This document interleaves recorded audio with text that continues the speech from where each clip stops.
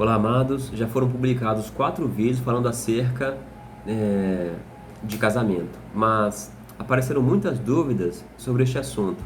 Então achei por bem dissertarmos um pouco mais sobre esse assunto tão importante da palavra de Deus. Em primeiro lugar, não existe nas Escrituras algum texto que diga que tem que assinar no cartório. Não existe. Isso é coisa do homem. Sim, isso é coisa do homem que domina. O sistema governamental e religioso usou isso para controlar as pessoas. A Bíblia, em parte alguma, fala isso. Pelo contrário, a Bíblia diz em 1 Coríntios capítulo 4, versículo 6, não vão além das coisas escritas. Então, esse é um conselho para a igreja. A fim de ninguém ser enganado, não vão além das coisas escritas.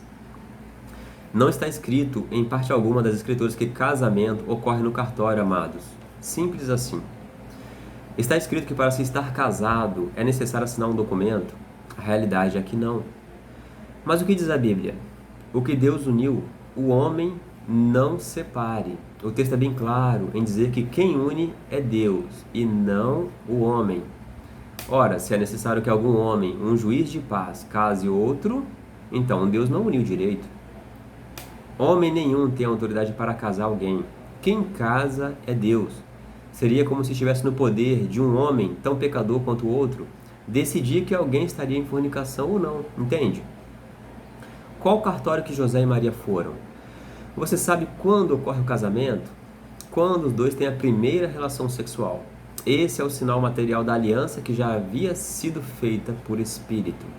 Adão e Eva não foram no cartório, Isaac e Rebeca também não foram, e muito menos Maria e José. Precisamos pôr a mão na consciência e pensar no tanto de ovelhas que estão nos templos religiosos acreditando que estão em pecado, sendo chantageadas por não entenderem o que é casamento.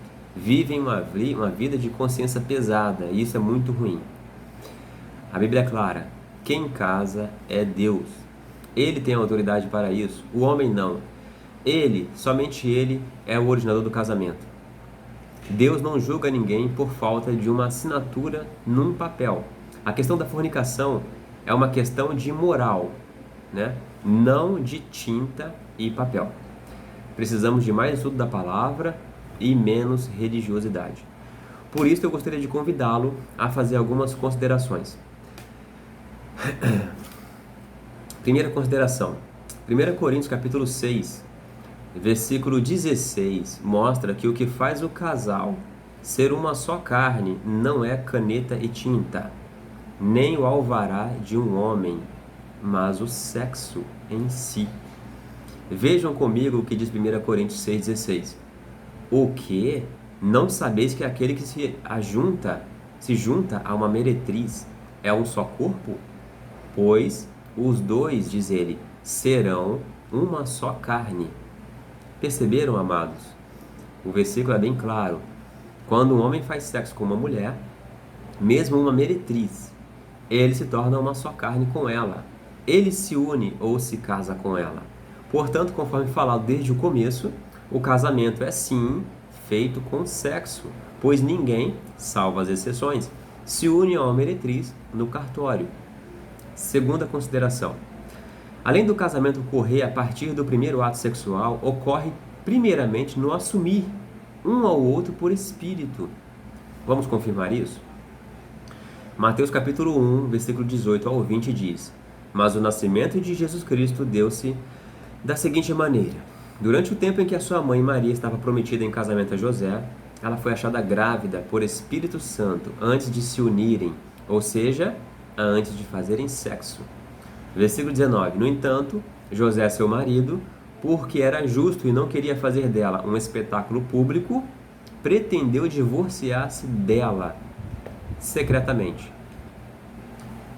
Vocês repararam que o 19 chama de José, seu marido, mesmo antes dele ter tido relações com ela? 20. Mas depois de ter cogitado estas coisas, eis que lhe apareceu em sonho um anjo do Senhor, dizendo: José, filho de Davi, não tenhas medo de levar para casa Maria, tua esposa, pois aquilo que tem sido gerado nela é por Espírito Santo. Perceberam, meus amados?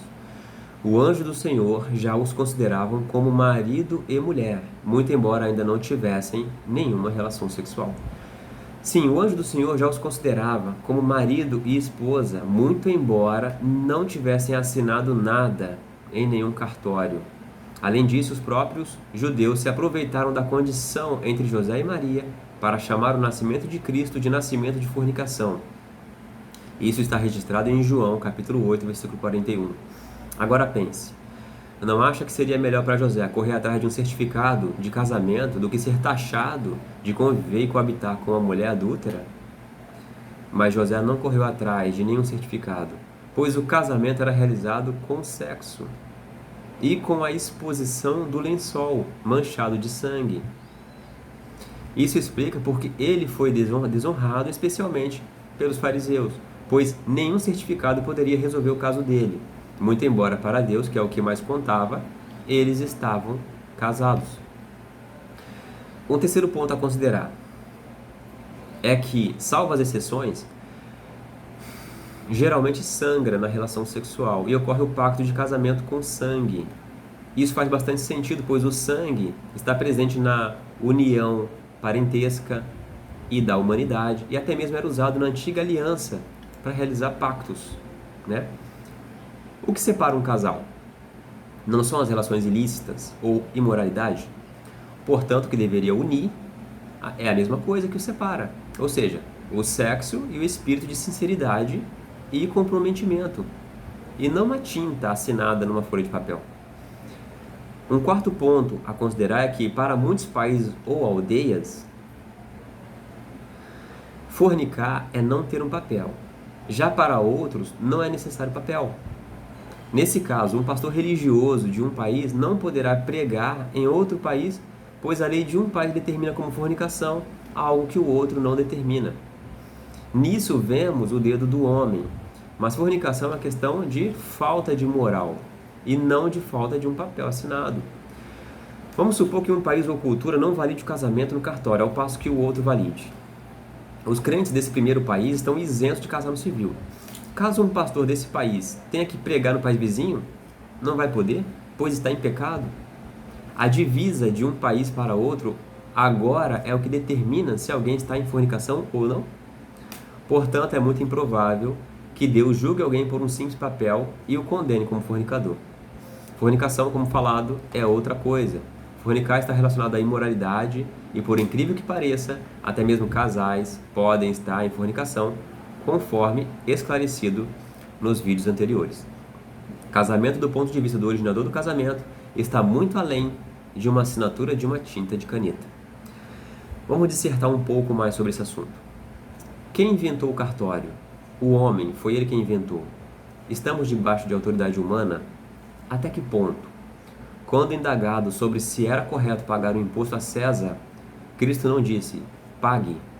Ele disse, dê a César o que é de César. Bem, o que é de César? Legislar sobre a família. A família é anterior ao Estado. O Estado não pode ter autoridade sobre a família. A família foi a primeira instituição a ser criada, não o Estado. A partir do momento em que o casal se une sexualmente, precisam ter a responsabilidade de se assumirem um ao outro. O oposto disso é falta de caráter e fornicação, é brincar com coisa séria. O ideal é que se conheçam bem antes das relações, mas mesmo que tenham relações com pouco tempo de namoro, mesmo antes de noivarem, já estão casados, consumaram o casamento no primeiro ato sexual. Aí, mais algum detalhe. Algumas seitas, como a Testemunha de Jeová, dizem que se a esposa trai, por exemplo, a esposa, e o outro tem novamente relação sexual com ela, ele não pode mais separar dela, pois se amarrou de novo. Isso é uma grande mentira. Uma mentira que visa aprisionar a pessoa. O tentante continua livre para se divorciar. Ele tem todo o direito de tentar. A relação sexual da tentativa não é mais o selo que une o casal. Se não fosse assim, todas as relações sexuais seriam uma nova aliança entre o casal. Porém, somente a primeira relação sexual é a aliança de casamento. A aliança foi quebrada na traição e ele ou ela tem o direito de se separar. ainda mais tendo em vista que a traição pode envergonhar o cônjuge inocente e ele ou ela acabar por não superar o adultério. Esse direito que ele ou ela deu é irrevogável no sentido de que o que vai determinar que eles continuem juntos não são mais as próximas relações, mas como o cônjuge inocente se sente. Ele ou ela está livre para se casar de novo, desde que, no caso, ele escolha uma só esposa ou ela escolha um só marido. Observe que Cristo nunca disse que caso ele tenha de novo relações, ele ficará preso ao casamento. Cristo nunca disse isso. Quem diz isso é o homem. Infelizmente, muitos deixaram de serem felizes no amor por ainda estarem intoxicados por essas ideias humanas. Para concluir, Paulo disse: se eu ainda fosse escravo de homens, não seria escravo de Cristo. Amados, Deus fez o casamento para ser libertador, mas o homem apareceu e quis se meter, ditar regras e dominar. Deus criou o casamento para sermos felizes e para ser super libertador. Casamento é união. União, segundo a palavra, é feito com sexo. E para quem quiser defender a autoridade da sociedade para definir como e quando vocês estão casados, saibam que a mesma sociedade que casa vocês é exatamente a mesma que valida o casamento homossexual. Grande poder e autoridade tem essa sociedade, né? Grande poder. Muito bem, meus amados, finalizamos mais um vídeo.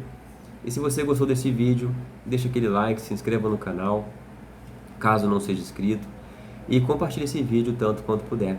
Um grande abraço e até o próximo vídeo.